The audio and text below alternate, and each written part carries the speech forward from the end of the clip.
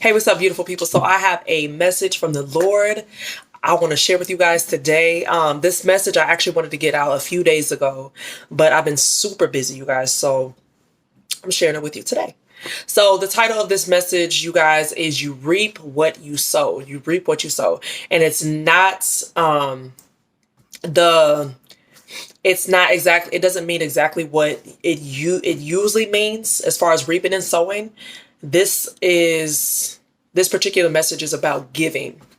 Right. So I do want to start off with the verse that's going to go along with this message. And it's 2 Corinthians 9 verses 6. Remember this: whoever sows sparingly will also reap sparingly, and whoever sows generously will also reap generously.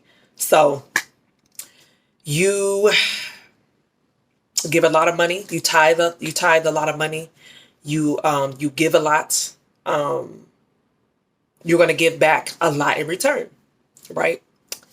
That's simply understood. So this message is based off a dream, a prophetic dream the Lord gave me the interpretation to a few nights ago. And I'm going to just get straight into the dream. So in the dream, you guys, I was in an old backyard of a house that I used to live in. And in front of me, about 100 to 200 feet in front of me, was this old poor woman coming out of her home. And she looked like a damsel in distress. And she just looked like she needed my help. She actually asked me for some money. And I could tell just by her countenance, just by her appearance and her demeanor, I knew that she wasn't like, a drug addict that was responsible for getting their own self in the situation she was in. She was genuinely a woman in need. And so I had just recently actually had a lot of money in my hand. I just recently came upon a lot of money. So I gave her some of the money. And I think I counted out more than what I intended to give her. And I handed her the money, and I just remember in the dream feeling so happy, just feeling so joyful. I was just giving out out of compassion. First of all, I had compassion on this woman. So I was giving out of a true, genuine heart, and I was giving out of compassion for this woman, and I was giving cheerfully. And it felt really good to be able to help her. And when I handed her the money, her face just lit up. Her entire countenance just changed. She was just so happy and so grateful that someone finally helped her, right? And then so after I gave her that money, all of a sudden, I don't know how, but a whole bunch of jeans appeared when I turned around, a whole bunch of my jeans. And I started finding money. Like I would pick up the jeans and go through the pockets of the jeans, and I'll find just these wads of money. And that through all these jeans that I was going through that was sitting on the ground. And then I was walking around in the backyard, right? And I would look I would pick up just random objects. These random objects just appeared in the backyard, and I was picking them up. And under the objects, I was seeing money. And I just started to accumulate all of this money, and I ended up with way more money than I started out with. And so that was basically the gist of the dream. But the Lord led me to 2 Corinthians 9 through 6, the verse I just got done reading to you guys about giving. We need to start giving generously, not only just tithing, because I personally I tithe, and it has for one there is a lot of benefits with tithing. There is a call that God is placing on his children right now to give freely, not just to tithe, not just to give once once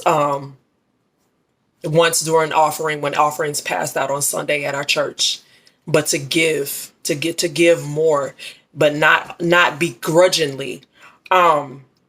There's more to, I should have wrote down the next couple of verses after this one, because it mentions giving from a cheerful heart and not begrudgingly, or not out of a place of feeling like you have to give.